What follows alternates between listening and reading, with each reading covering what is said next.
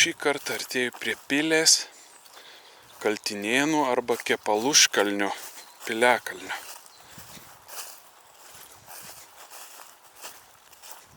Jis įrengtas masyviame aukštumos kyšulyje, statokais iki 20 metrų aukščio šlaitais. Apytikriai 45 ant 50 metrų aikštelė pakraščiuose buvo apjuosta suplokštėjusiu gynybiniu pylimu. Be įtvirtinimų aikštelės pakraštyje yra išlikę dar 2 pylimai ir 3 gynybiniai grioviai.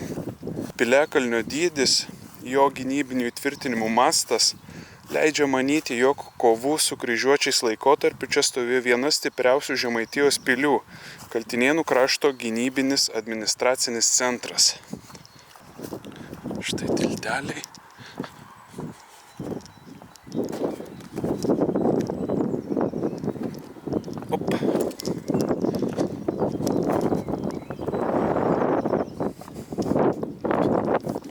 Labai graži diena, pavasaris įsibėgėja. Šilta, bet labai malonus vėjas, atgaivina.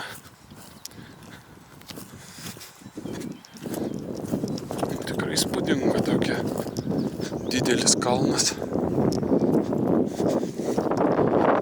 Praeisim įrengtu akmeniniu keliu.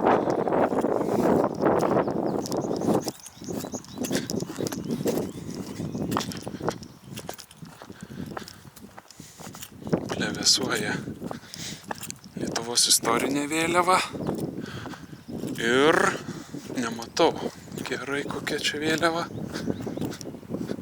Gėda prisipažinti, bet nežinau, ką čia simbolizuoja, kieno čia vėliava. Ąsotis, bėga iš ąsočio vanduo ar tai kas tai, ir raudona žalia.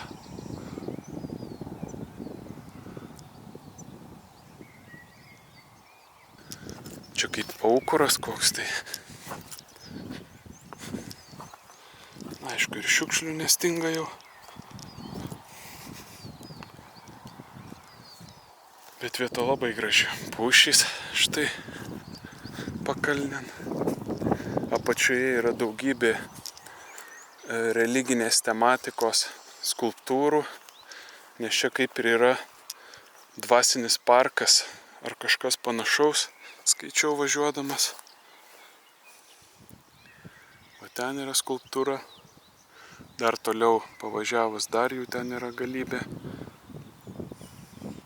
O čia yra, kaip manoma, kaip spėjama, buvo tiksliau, ne yra, o buvo pilis stovėjo čia. Ir viena stipriausių žemaičių pilių kovoje su kryžiuočiais. Čia tokie kaip laiptai.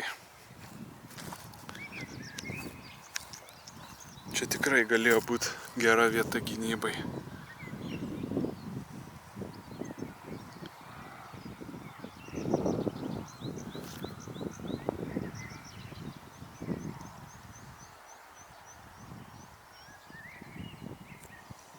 Čia vėlgi rudenį turėtų būti fantastiškas vaizdas. Spalvų įvairovė lapija. O ten vėlgi matosi kelias per tarpus į Kaltinėnus arba iš jų.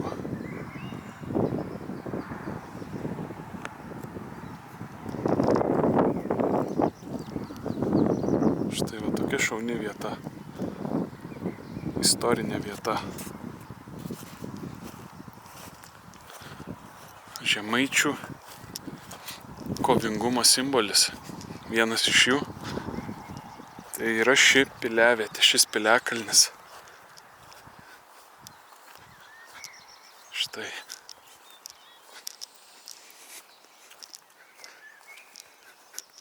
Koks išlaitas.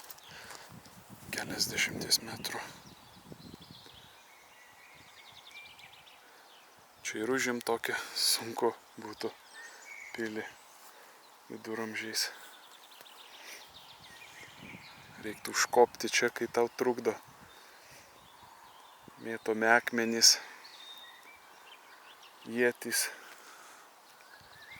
karšta derva ar panašiai, kas tuo laikmečiu buvo naudojama.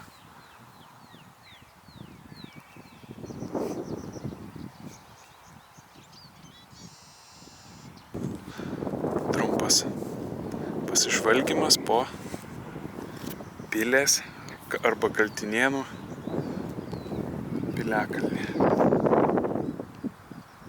Susitiksim jau kitoj svarbioj Lietuvai vietai. Ar prie įdomaus objekto. Iki.